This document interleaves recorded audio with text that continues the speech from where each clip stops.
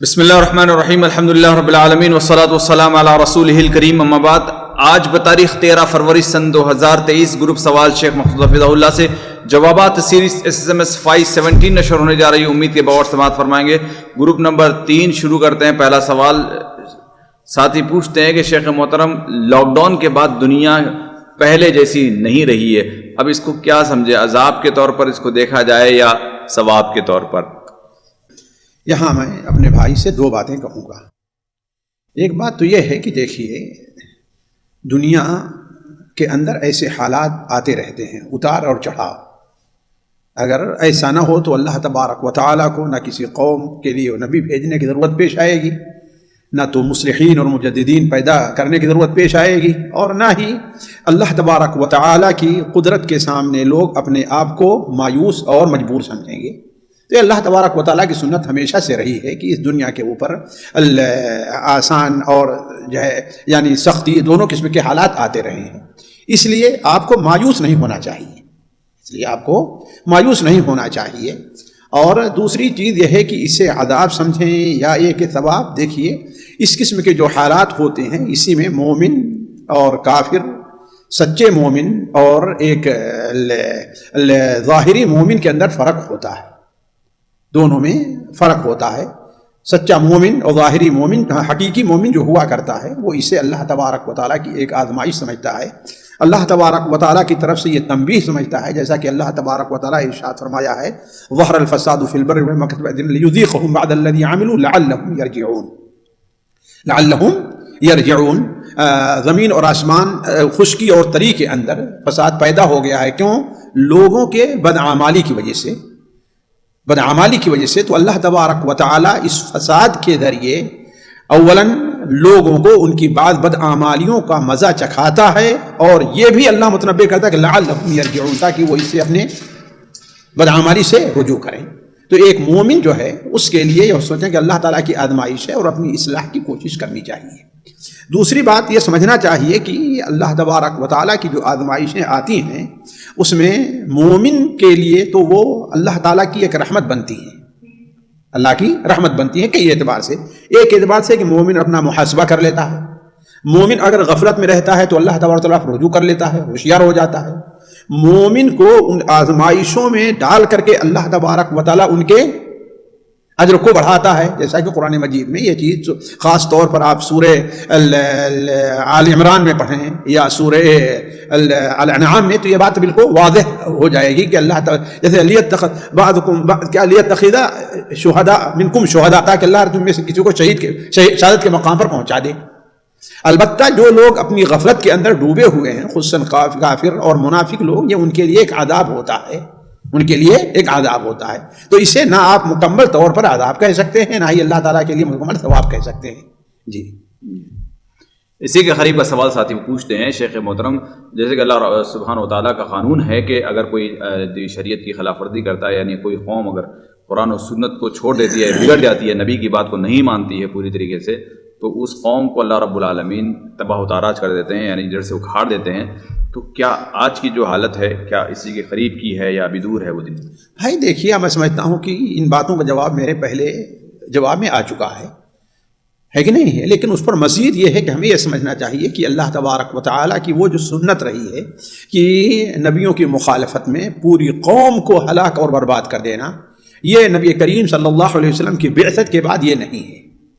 خصوصاً وہ لوگ جو آپ صلی اللہ علیہ وسلم کے ڈائریکٹ مخاطب رہے ہیں، جیسے اللہ تعالیٰ فرماتا ہے وَمَا كَانَ اللَّهُ مُعَذِّبَهُمْ وَأَنْتَ فِيهِمْ وَمَا كَانَ اللَّهُ مُعَذِّبُهُمْ وَهُمْ يَسْتَغْفِرُونَ، ہے کہ نہیں ہے؟ تو یہ چیزیں تو رہی، جیسے عاد ہے، سمود ہے، ان کا کہیں نام نہیں رہ گیا، وہ ایک بارگی ہلاک کر دیے گئے۔ تو اللہ تبارک و تعالیٰ اب یہ تنبیہ تو کرے گا، لیکن ایک بارگی ہلاک کر دینا یہ اللہ تبارک و تعالیٰ کی اب یہ سنت نہیں رہی ہے۔ جی، اسی کے قریب کا سوال ساتھی پوچھتے ہیں کہ شیخ محترم، آدم علیہ السلام کو جب بھول ہوئی تو اللہ رب العالمین نے سزا کے طور پر انہیں دنیا میں بھیجا، تو دنیا کی جو زندگی ہے اس کو سزا کے طور پر مانا جائے گا یا جزا کے طور پر؟ نہ دنیا کی زندگی سزا ہے نہ جزا ہے، دنیا کی زندگی دارالامتحان ہے۔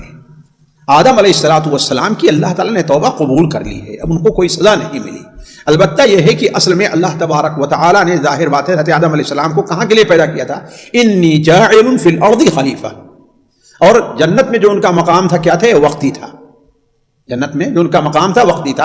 اب اس کے لیے ایک سبب پیدا ہو گیا جس کی وجہ سے انہیں دنیا کے اندر بھیج دیا گیا ہے کہ نہیں ہے؟ تو آدم علیہ السلام کے گناہوں کو اللہ تبارک و تعالیٰ نے معاف کر دیا ہے جب انہوں نے کہا ربنا ظلمنا انفسنا وان لم تغفر لنا وترحمنا لنکونن من الخاسرین. تو اللہ تعالیٰ نے ان کے گناہوں کو معاف کر دیا. اب یہ دنیا اللہ تعالیٰ نے دار الامتحان بنایا ہے.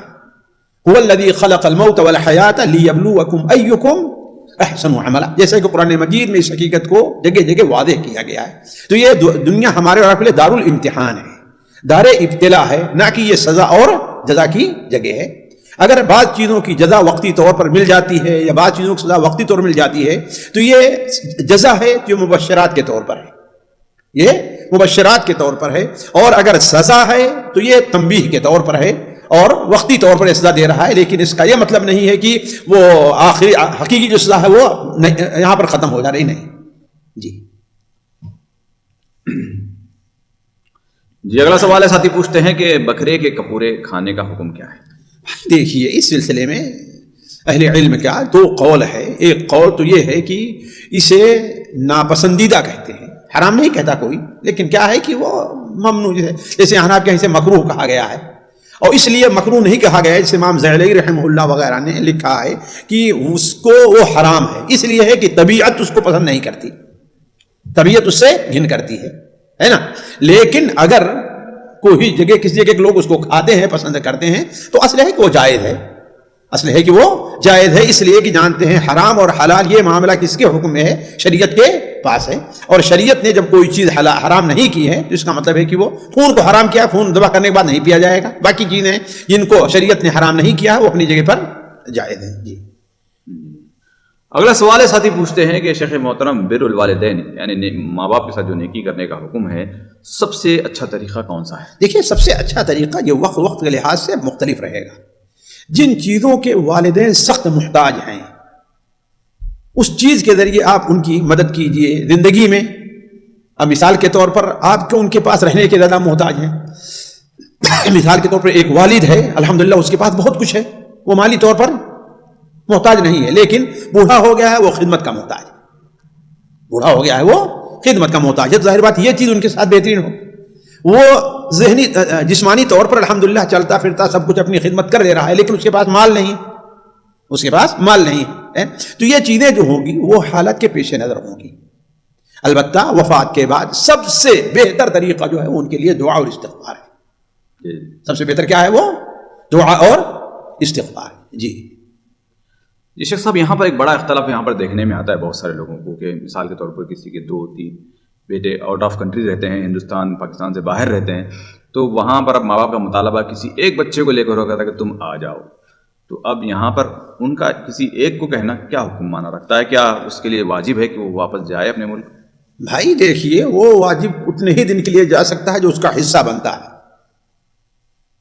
جو اس کا حصہ بن رہا ہے. 3 ہے تو گویا کہ وہ جو 4 مہینے. لیکن یہ اسی صورت میں ہے کہ وہ اس جانے سے اس کے اور اس کے بال بچوں کا کوئی غرر نہیں ہو رہا ہے, اور والد فعلاً محتاج ہیں اس بات کے. یہ نہیں کہ والد عام طور پر کھا پی رہے ہیں, سب کچھ ہے, بس طبیعت ہے کہ وہ ہمارے پاس رہے, اور وہاں پر کیا ہے وہ اپنے بچوں کی کھانے کا اس کی ایک روزی کا سبب بن گیا ہے. اب مثال کے طور پر جو ہے آپ یہاں پر ہیں, ہم یہاں پر ہیں, فلاں یہاں پر ہے کہ نہیں. اب یہاں پر ایک روٹین بن گئی ہے, اب وہاں جانے کے بعد مصدر رزق جو ہے وہ اس کے لیے کوئی چیز واضح نہیں ہے. بچوں کا کیا ہوگا؟ نقصان ہوگا, یہ ہوگا. تو ایسی صورت میں اگر والد یعنی مال کے محتاج ہم ان کی مالی مدد کریں, ہے کہ نہیں ہے. ہم سے ہو سکے ہم کوئی ان کے لیے خادم رکھ دیں, لیکن کوئی ضروری نہیں, ہمارے واجب نہیں کہ ہم ان کے پاس جائیں بھی. لیکن اگر کوئی قربان کر کے جاتا ہے تو اللہ تعالیٰ کے نزدیک باعث ہے اجر ہوگا. میں وجوب کی بات کر رہا ہوں.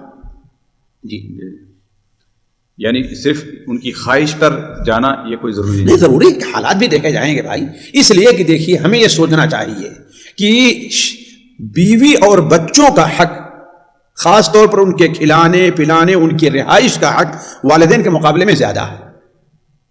حسن سلوک جو ہے والدین کا زیادہ ہے, لیکن بیوی بچوں کا جو حق ہے, اسی لیے بیوی کے اوپر سب سے بڑا واجب کیا ہے؟ اس کے شوہر کا حق ہے, پھر اس کے بعد والدین کا حق آئے گا. جی اور صورت اگر یعنی آگے جا کر وہاں پر ہندوستان میں جا کر اور پریشانی کی زیادہ صورت بنتی ہے تو یہاں پر یعنی رکنا اور بھی زیادہ یہ ہاں ظاہر بات ہے وہ تو.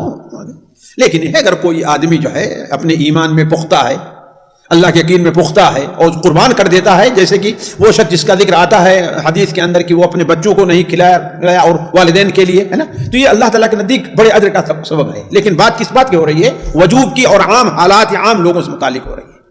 جی اچھا, جیسے ابھی آپ نے کہا کہ مثال کے طور پر 3 بیٹے ہیں 4 بیٹے ہیں تو اس کا 3 مہینے یا 4 مہینے بنے گا, تو یہ 3-4 مہینے بھی اگر وہ کوئی نوکر رکھ دیتا ہے اس جگہ پر تو کافی ہو جائے گا. بھائی وہ تو بتائے کہ وہی صورت ہے کہ اگر نوکر سے کام چلتا ہے کہ نہیں چلتا ہے, یہاں اس کا نقصان ہو رہا ہے کہ نہیں ہو رہا ہے, ساری چیزیں دیکھی جائیں گی. اس سلسلے میں عام حکم یہی دیا سکتا ہے کہ ان کی حاجت کے اوپر ہے, نہیں اور اس کے حاجت دونوں کے اوپر. ماں باپ کا یہ کہنا ہے کہ ہمیں نوکر نہیں چاہیے, تم چاہیے, تو اب اسی صورت میں نہیں, کوئی ضروری نہیں ہے, کوئی ضروری نہیں. تو ایسی صورت میں بھی انہیں نوکر دیا جا سکتا ہے. ہاں بالکل, چاہے آپ اختیار کریں یا میرے حالات نہیں, میرے اوپر یہ حقوق ہیں بیوی بچوں کے. جی جی. اگلا سوال ہے, ساتھی پوچھتے ہیں کہ شیخ محترم کسی شیلف پر جس میں قرآن یا خود دینی کتابیں وغیرہ رکھی جاتی ہے, یہاں پر یا ان کتابوں پر بلی کا بیٹھنا کیا حکم رکھتا ہے؟ شیلف کیا چیز ہے؟ یہ الماری والا, یہ بک شیلف اوپر جا کر کے بیٹھ گئی تو کوئی حرجہ نہیں, انشاءاللہ بہتر ہے کہ نہ بیٹھے, ہے کہ نہیں. اس لیے کہ دیکھیے کتاب اور اس کے درمیان میں ایک دیوار حائل ہے اور ایک فاصلہ بھی ہے, تو اس پر یہ نہیں ہوگا کتاب پر بیٹھی ہوئی ہے. البتہ کتاب پر تو نہیں بیٹھنا ہے, چاہے دینی کتاب ہے, قرآن قطعاً یہ جائز نہیں ہے. لیکن یہ ہے کہ اگر مثال طور یہاں پر نیچے ہے کتاب اور یہ اوپر رکھے ہوئے تو انشاءاللہ اس میں کوئی حرج نہیں ہے. البتہ یہ ہے کہ بہتر یہی ہے کہ اسے پرہیز کیا جائے. جی جی. اگلا سوال ساتھی پوچھتے ہیں کہ سوتے وقت یا کام کرتے وقت قرآن کو سننا کیا ثواب کا باعث بنے گا یا نہیں بنے گا؟ بھائی وہ تو آپ کے قرآن کے اوپر توجہ پر ہے. آپ اگر کام کر رہے ہیں اور کام کرتے ہوئے مثال تو انسان کا ذہنی کام نہ ہو, ہاتھ کا کام ہے جیسے چلتا رہتا ہے, قرآن سن رہا ہے تو اچھی چیز ہے.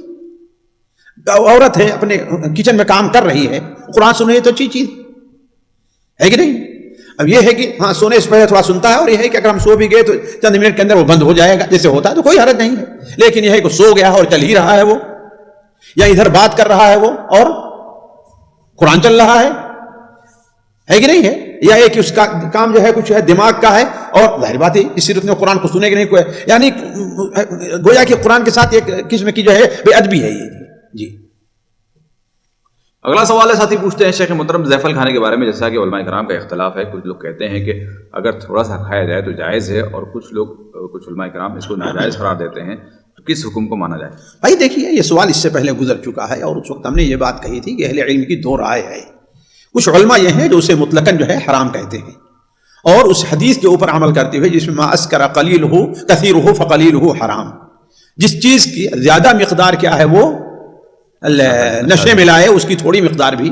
اور کچھ لوگوں نے کہا کہ اصل میں یہ چیز نشہ نہیں ہے, اس کا کثرت استعمال جو ہے وہ نشے میں آتا ہے, نہ کہ اصل چیز یہ نشے کی ہے, اصل چیز یہ نشے کی نہیں ہے. تو وہ کہتے ہیں تھوڑی مقدار جیسے یہ مسالے وغیرہ میں ہوتی ہے تو اس میں کوئی حرج نہیں ہے. اور میں جہاں سمجھتا ہوں کہ سعودیہ کے یہی ہے, اس لیے کہ یہاں پر جائفل عصری حالت میں آنا تو منع ہے, جیسے خشخاش وغیرہ منع ہے, لیکن اگر دواؤں میں ہوتا ہے یا مسالے میں ہوتا ہے تو وہ اس کے آنے کی اجازت. جی. یہ بھن کام کی بھی کوئی ایسی چیز ہے؟ بھن کہتے ہیں, بھن کا کیا نام, بھنک کیا, بھانگ ہے. ہاں ایسا کچھ. ہاں بھانگ وہ اسی قسم کی ایک چیز ہے جو نشے والی ہیں. جی. بھانگ تو خیر وہ تو بنائی جاتی ہے, منع ہے تو سراہا, وہ تو بنائی جاتی ہے نشے کے لیے تمباکو کی طریقے سے, جیسے تمباکو نہیں بنائی جاتی حکے وغیرہ میں ڈالنے کے لیے, ویسے وہ بھی ایک چیز بنائی جاتی ہے, وہ تو حرام ہے ہی. وہ تو وہ کوئی پھل نہیں ہے؟ نہیں, میں نہیں سمجھتا کوئی پھل ہے, واللہ اعلم. اگر کسی پھل سے خاص بنتا ہو, جیسے تمباکو کچھ پتے ہوتے ہیں نا, وہی واللہ اعلم, لیکن اس کو بنایا جاتا ہے. جی وہ الگ طریقے سے بنایا جاتا ہے, لیکن وہ ایک دانے کی طریق چیز ہے. وہ اللہ اعلم, میرے علم نہیں بھانگ میں کون سا دانہ ہوتا ہے. جی. اگلا سوال ساتھی پوچھتے ہیں کہ شیخ محترم چھوٹے بچوں کے بال سیٹرڈے کو کاٹنے کا کوئی ممانعت تو نہیں؟ بھائی سیٹرڈے کاٹیے, منڈے کاٹیے, سنڈے کاٹیے, کوئی حرج نہیں, جس دن بھی موقع ملے بال کو کٹائیے آپ, ہے نا. جمعہ شنیچر اتوار سوموار منگل جس دن بھی کٹانا ہو, اس میں کسی کی بھی ممانعت نہیں ہے, کوئی بھی دن بھی اس کے لیے خاص نہیں ہے. جی. جی. اگلا سوال ہے ساتھی پوچھتے ہیں شیخ محترم ایک صاحب نے لوگوں سے چندہ کر کے یعنی مسجد بنائی ہے, تو اب مسجد کی زمین اور مسجد انہوں نے اپنے نام پر کر لی ہے, جبکہ ادارے کے نام پر نہیں کی ہے، تو کیا کسی شخصی نام پر مسجد کی زمین مسجد ہو سکتی ہے یا نہیں؟ بھائی دیکھیے یہ چیز وہاں کی مصلحت حالات کے پیش نظر ہیں، ہے نا. اب وہ کسی ایک بات کے بارے میں ایسا اس بارے میں یہاں کچھ نہیں کہہ سکتا، ہے نا. اس لیے کہ بسا اوقات کچھ صورتحال ایسی ہوتی ہے کہ گاؤں کے لوگ یا علاقے کے لوگ ایسے نہیں ہوتے. آپ خود اپنے یہاں کا مدرسہ دیکھ لیجیے، اگر شخصی نام میں ہوتا تو آج اس کی حالت ہوتی جو ہو چکی ہے کہ نہیں. تو بسا اوقات جو آدمی اپنے نام سے کراتا ہے شخصی، اس کے نزدیک کوئی مستقبل میں کوئی خطرہ لوگ جہاں ہوتے ہیں ان کے اوپر اعتبار نہیں ہوا کرتا. آج آپ دیکھ رہے ہیں کہ بہت سی چیزیں ہیں، ایک مدرسہ بڑی اچھی طریقے سے چلتا رہتا ہے، ایک مسجد کا نظام بڑی اچھی طریقے سے چلتا رہتا ہے، جو آدمی چلاتا رہتا ہے اصل اس سے اختلاف کر کے ایک ایسے آدمی دے دیا جو مدرسے کو ضائع کر دیتا ہے اور مسجد بھی ضائع کر دیتا ہے. ایسی مثالیں ہیں کہ نہیں مثالیں ہیں؟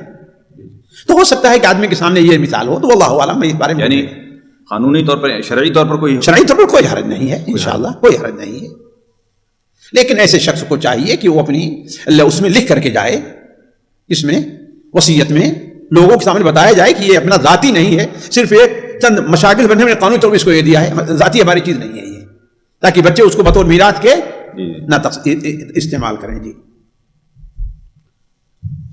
جی اگلا سوال ہے، ساتھی پوچھتے ہیں کہ شیخ محترم جیسے کہ عمرہ کے بعد پھر دوبارہ عمرے کے لیے یعنی دوسری میقات پر جا کر باندھنا اور مسجد عائشہ سے باندھنا، دونوں میں کچھ فرق ہے؟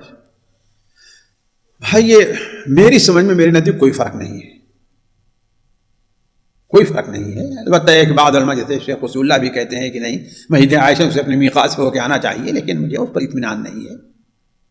اس لیے کہ اللہ کے رسول صلی اللہ علیہ وسلم نے حضرت عائشہ سے یہ نہیں کہا کہ تم میقات پر جاؤ. کیا کہا ان کے بارے میں کہ عبد الرحمن ابن ابی بکر سے جاؤ ان کو تنعیم سے احرام بندھوا کر کے عمرہ کرا لو. جی بس یہ چیز ہے کہ حدود حرم سے باہر جانا ہے، چاہے جس طرف ہو، چاہے عرفات کی طرف ہے، چاہے ایک سفر میں جو ایک عمرہ کا جو حکم ہے کہ اگر میقات پہ جائیں گے تو 2 سفر نہیں ہو جائیں گے؟ بھائی دیکھیے اصل چیز قصد اور ارادہ ہوتا ہے. اس کا ارادہ سفر کرنے کا نہیں ہے، اس کا ارادہ کیا ہے؟ ایک بہانہ ڈھونڈنے کا تھا کہ میں عمرہ کرنے کا موقع مل جائے، ہے کہ نہیں. ہاں البتہ یہ ہے کہ جیسے وہ لوگ ہیں مثال طور جن کو مدینہ جانا ایک چیز بھی ہے نا، جی تو کوئی حرج نہیں مدینہ سے دوبارہ کر لے. جی اگلا سوال ساتھی پوچھتے ہیں کہ شیخ محترم جیسے شادی کے بعد لڑکی والے لڑکے والوں کو دعوت دیتے ہیں، اس کا کیا حکم ہے؟ شادی کے بعد جی شادی کے بعد عام طور پر بھائی دیکھیے اگر اس کے پیچھے کوئی غلط تصور غلط عقیدہ کام نہیں کر رہا ہے، صرف یہ خاص قومی یا خاندانی رسم و رواج ہے اور اس سے دوسروں کو کوئی ضرر لاحق نہیں ہو رہا ہے، اس میں کوئی حرج نہیں ہے، عادات میں ہے. جی اگلا سوال ساتھی پوچھتے ہیں کہ جو مہر میں جو سونا دیا جاتا ہے اس کے اوپر بھی زکوٰۃ ہوگی یا نہیں؟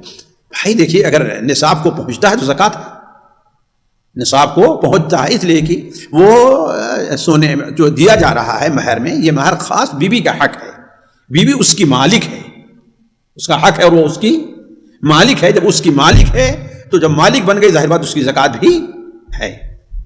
جی اگلا سوال ساتھی پوچھتے ہیں کہ شیخ محترم جو شخص جس کی سیلری تنخواہ ہو منتھلی آتی ہو تو وہ زکوٰۃ کیسے نکالے گا؟ بھائی دیکھیے اولاً تو یہ بات سمجھ لینی چاہیے کہ منتھلی جو آمدنی ہے 15 دن کی آمدنی ہے 6 مہینے کی جو آمدنی ہے تو اس آمدنی پر زکوٰۃ نہیں ہے. اصل زکوٰۃ کیا ہے؟ وہ سیونگ پر ہے، جو بچا ہوا مال رکھا ہے. اگر سال بھر اتنا مال رہتا ہے جس پر جو نصاب کو پہنچ رہا ہے اور استعمال نہیں کیا گیا تو اس کے اوپر زکوٰۃ ہے، چاہے سیلری کا ہے، تجارت کا ہے، کسی چیز کا ہے. البتہ یہاں پر ایک مسئلہ آتا ہے کہ ایک شخص ہے جو اپنی سیلری سے کچھ رقم ہر مہینے جمع کرتا ہے، ہر مہینے جمع کرتا ہے، تو جمع کر رہا ہے تو وہ دیکھے کہ کس تاریخ کو اب اتنا مال ہو گیا کہ اس کے اوپر زکوٰۃ واجب ہے، تو اس دن سے وہ حساب لگائے گا سال پورا ہونے کا. تو زکوٰۃ واجب تو اتنے پر ہے جو سال بھر جو نصاب پہنچا تھا، اور دوسرے مہینے جو پہنچ رہا ہے اس حصے پر زکوٰۃ دوسرے مہینے ہوگی، تیسرے چوتھے اس طرح. لیکن آسانی کے لیے اس میں یہ ہے کہ سال میں ایک دن اس نے متعین کر لیا تو اس پر بھی زکوٰۃ ہو گئی جس پر سال گزرا ہے، اور اس پر بھی زکوٰۃ ہو گئی جس پر 6 مہینہ 3 میں 4 مہینہ بھی گزرا ہے کہ نہیں. اب سال بھر کے اسے کیا ہے فرصت مل جائے گی، پھر آئندہ سال اس طریقے سے وہ کرتا رہے، تو اسی میں اس کے لیے آسانی ہے. جی اگلا سوال ہے ساتھی پوچھتے ہیں کہ شیخ محترم لڑکی دیکھنے کے ٹائم ہم کیسے پتہ کر سکتے ہیں کہ لڑکی کتنی دیندار ہے اور اسے کتنا دین کا علم حاصل ہے؟ بھائی دیکھیے لڑکی کے دیکھنا یہ دینداری یا دین کا علم کے لیے نہیں ہے. لڑکی جو دیکھنا ہے اس لیے کہ آیا اس کی شکل و صورت آپ کو پسند ہے کہ نہیں پسند ہے. اور باقی جو چیزیں ہیں وہ آپ کسی اور ذریعے سے معلوم کر لیں، ہے کہ نہیں ہے؟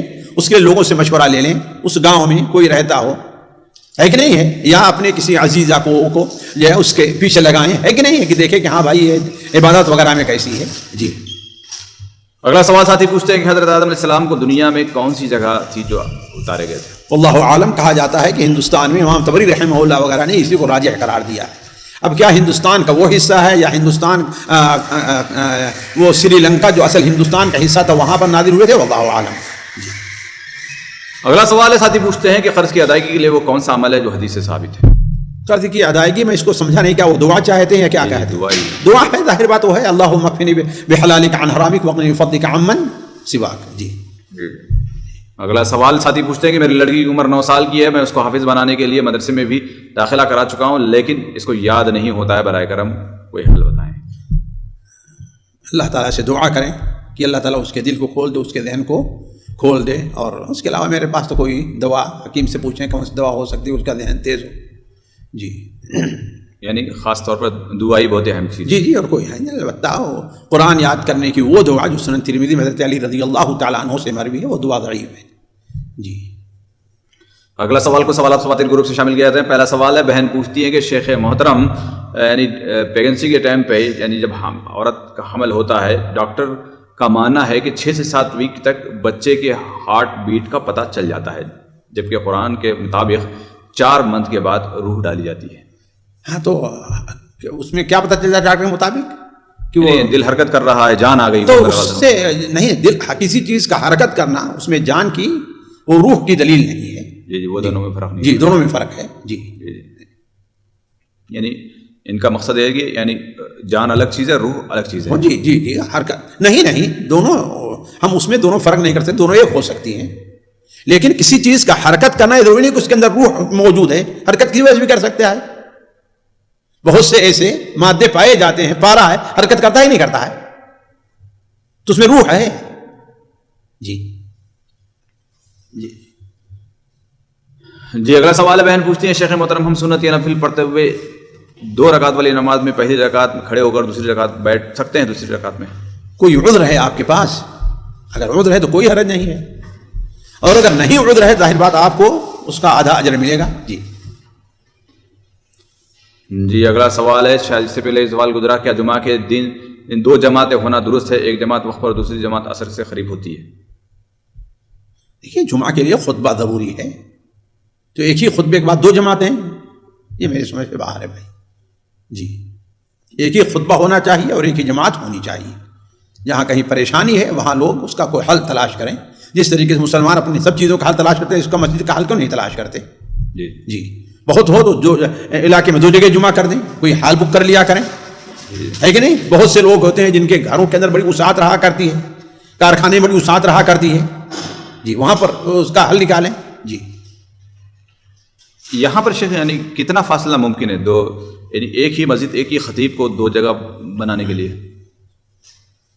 جماعت کا پہنچنا تو اگر ناممکن ہو تو پھر بھی کتنا دوری جائز ہے؟ مائکرو فون تو آج کل پہنچ جاتا ہے. مائکرو فون تو آج دنیا کی کسی کو نہیں پہنچا سکتے ہیں، اس کا اعتبار نہیں ہے. لیکن یہ ہے کہ عام عرف میں جس چیز کو دوری سمجھی جائے، اب 2 میٹر 4 میٹر درمیان میں کوئی چیز حائل ہے، 4 میٹر تو انشاءاللہ کوئی ایسی نہیں، لیکن یہ کہ آدھا میل جو ہے، آدھا کلومیٹر جو ہے حائل ہو. نہیں، مثال کے طور پر اکثر ہوتا ہے کہ مسجد کے بعد 2 3 4 گھروں کے بعد کوئی ایک ہال ہے وہاں پر فنکشن ہال ہے، یہ تو جو وہاں پر ہے مستقل اس کا وجود ہو گیا ہے، اس کا وجود نہیں مانا جائے گا. اللہ کل حال یہ ایسی چیزیں ہیں جو وہاں کے اہل علم کے سامنے یہ بات رکھ کر کے اس مسئلے کو حل کر لیا جائے.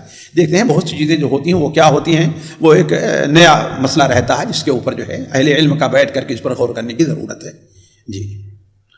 اگلا سوال ہے، بہن پوچھتی ہیں قیامت کے دن سورج 1 میل کے فاصلے پر ہوگا تو کیا سورج فنا نہیں ہوگا؟ تو انسان فنا ہو جائے گا دوبارہ کیسے آ جائے گا؟ فنا ہے کہ نہیں ہے؟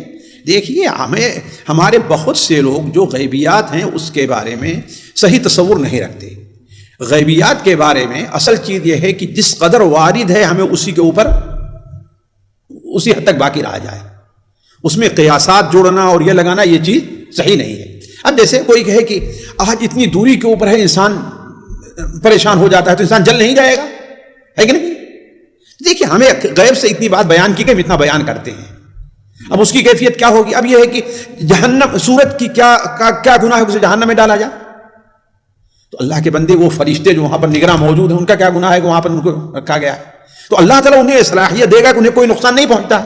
جیسے جیلر ہے نا، رہتا تو جیل ہی میں ہے کہ نہیں ہے، لیکن اسے کوئی تکلیف ہے. جی اگلا سوال ہے، بہن پوچھتی ہیں شیخ محترم جیسے کہ میری عادت ہے کہ میں تہجد کی نماز پڑھتی ہوں لیکن خوف ہوتا ہے کہ کہیں سو نہ جاؤں، تو اس لیے وجہ سے روزانہ یعنی عشاء کی نماز پھر سنت وغیرہ پھر وتر پڑھ کر سو جاتی ہیں، پھر تہجد پڑھتی ہیں. ایسا ڈر کہ کہیں اٹھ نہ پاؤں، تو روزانہ کا یہ عمل جائز ہوگا یا نہیں ہوگا؟ بھائی دیکھیے یہ آپ کے اوپر ایک ظن غالب کیا ہے، انسان کے اوپر ہوتا ہے نا. دیکھیے ہر انسان سوچتا ہے اللہ کے رسول صلی اللہ علیہ وسلم اوقات سو گئے، ہمیں تعلیم متنبہ ہی کرنے کے لیے، ورنہ اللہ تبارک و تعالیٰ آپ کو جو ہے وہ ایسا نہ ہونے دیتا ہے کہ نہیں ہے. تو اصل یہ ہے کہ ظن غالب کیا ہے، اب اٹھ پائیں گی کہ نہیں اٹھ پائیں گی. اگر ظن غالب یہ ہے کہ نہیں اٹھ پائیں گے تو ٹھیک ہے، نصف ہے 50-50 ہے تو ٹھیک ہے. لیکن ظن غالب ہے کہ میں عام طور پر اٹھ جاتی ہوں، کبھی مہینے میں ایک آدھ بار ہو گیا، تو ایسی صورت میں بہتر یہی ہے آپ کے لیے کہ آپ وتر کی نماز آخر میں پڑھیں. لیکن اگر آپ پہلے آپ پڑھ لیتی ہیں اس خطرے سے تو کوئی حرجہ نہیں. اس کی دلیل وہ حدیث ہیں جو حضرت ابو ذر رضی اللہ تعالیٰ عنہ، حضرت ابو ہریرہ ہیں، حضرت ابو درداء ہیں، ان سے آپ صلی اللہ علیہ وسلم نے عہد لیا تھا کہ وہ سونے سے پہلے وتر کی نماز پڑھ لیا کریں، ہے کہ نہیں؟ صحیح بخاری وغیرہ میں آتے شاید ابو ہریرہ کی روایت ہے کہ اوصانی خلیلی بثلاث، میرے خلیل نے مجھے 3 چیز کی وصیت کی تھی، انہیں میں سے ایک ہے کہ وتر سونے سے پہلے وتر پڑھ لیا کر. یعنی پابندی کے ساتھ وتر پڑھ. جی پہلے سے پھر پابندی کے ساتھ اٹھنا بھی ہے تہجد نہیں، وہی اسی صورت میں ہے کہ پابندی سے انسان نہ اٹھ سکتا ہو، بہتر نہیں ہے اس کے لیے. لیکن بسا اوقات بعض لوگوں کی نیند بھاری ہوا کرتی ہے، بعض لوگوں کی نیند کیا ہے گہری رہا کرتی ہے.